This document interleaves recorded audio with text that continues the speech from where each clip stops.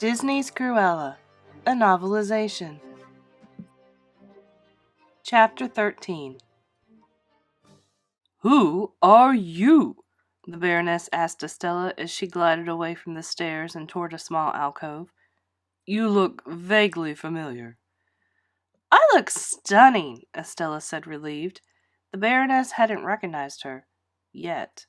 Quickly she fell into the role of mysterious fashionista that she had perfected during her long hours of prep.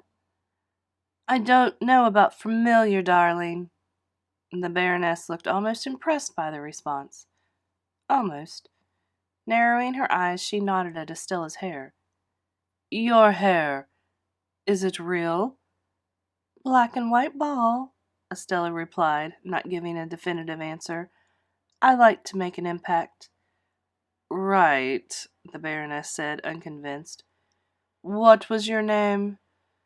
Estella felt her heart beginning to pound faster. She hadn't thought of that. She couldn't just come out and say her name, but she couldn't just stand there gasping like a fish on dry land. Her brain whirled as she tried to come up with an alias. Her eyes stayed locked on the Baroness's cold ones.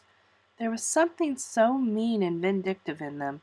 It reminded her of the ginger boy who had made her life horrible in grade school. And just like that, she knew exactly the name she would give the Baroness. "Cruella!" Estella answered boldly. For the first time since Estella had known the Baroness, she saw what looked like approval cross over the woman's face. "That's quite fabulous," the Baroness said. "And you designed this?" She pointed toward the red gown. "You did. In your 1965 collection," Estella replied. She paused for a beat, letting the words sink in. Then she added, "I fixed it." The Baroness leveled her gaze at Estella. For a long moment, the two women stood in a silent face-off. Then the Baroness nodded. "No wonder I love it. It's mine," she said, ignoring Estella's comment. "I don't recall inviting you." "Neither do I," Estella said. Her earlier tension was fading as she slipped further and further into her new role. "And yet, here I am." The Baroness walked over and took a seat in the larger of two large chairs placed in the alcove. It had a high back and stiff padding. A throne, Estella thought, for an ice queen. Pointing to the smaller chair beside her, the Baroness told her to sit. "I insist," she said. "I'm intrigued, and that never happens." As Estella moved toward the chair, the Baroness's 3 Dalmatians approached. Instantly, Estella's blood ran cold. The dogs were huge, each one bigger than the last. She tried to slow her breath as she remembered, in a terrible flash, a blur of black and white coming at her as she hid behind a hedge. These couldn't be the same dogs that had attacked her mother, could they? Did the Baroness just replace one dog with the next, like a handbag? Mistaking Estella's look of fear for admiration, the Baroness called one of the dogs over and placed her long, thin fingers atop its head. "Aren't they gorgeous?" the Baroness said. "And vicious. It's my favorite combination." Gulping, Estella inched by the dogs and slid into the seat. As she did so, the dogs let out low growls, almost in recognition. "Now, what do you want?" the Baroness asked, handing Estella a glass of champagne. Taking her own, she sipped at the golden bubbles, her eyes never leaving Estella. "You obviously wanted to get my attention." Estella took a sip of her own drink. She had hoped to stay at a distance from the Baroness. "I guess," she said, ad-libbing, "I'd love to know your secret." The Baroness nodded, as if expecting that. 2 hours sleep a night," she began. "Rule with fear. Be a creative genius. Let nothing stand in your way, and destroy all and any competition." As the Baroness spoke, Estella spotted Buddy. The dog had slipped to the alcove unnoticed, and was now hiding under the side table between their chairs. Estella shot a glance toward the Dalmatians. Luckily, they hadn't picked up on Buddy's scent, but it was only a matter of time. Which makes me wonder, the Baroness continued. Are you competition, Cruella? Estella's head snapped up. Trick question, she replied. If I say, I might destroy me. Perhaps I'm a new friend? The Baroness gave Estella a patronizing smile.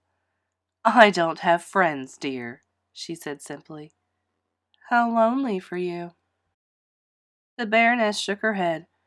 I just can't find someone who reaches my standards, so I prefer it. She paused and took a sip of her drink. And you? What do you want?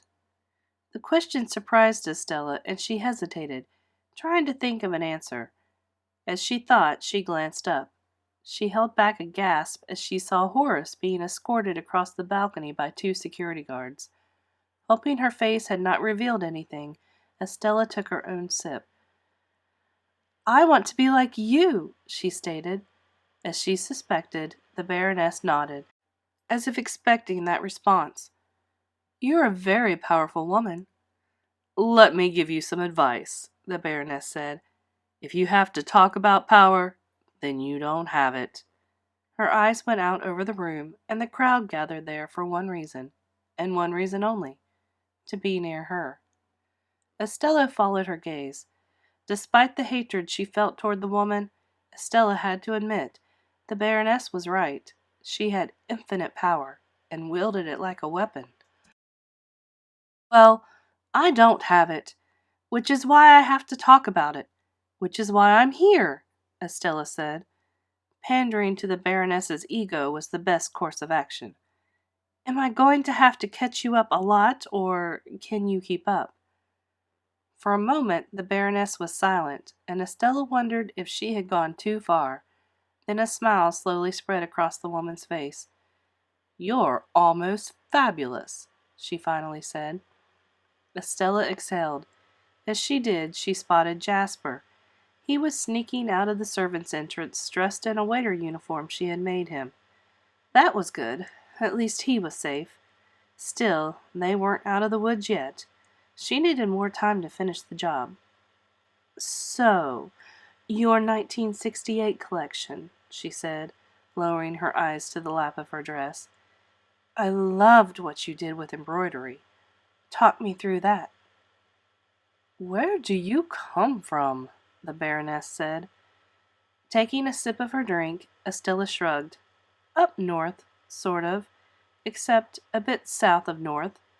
So you'd almost say west, as she gave her vague and ridiculous answer.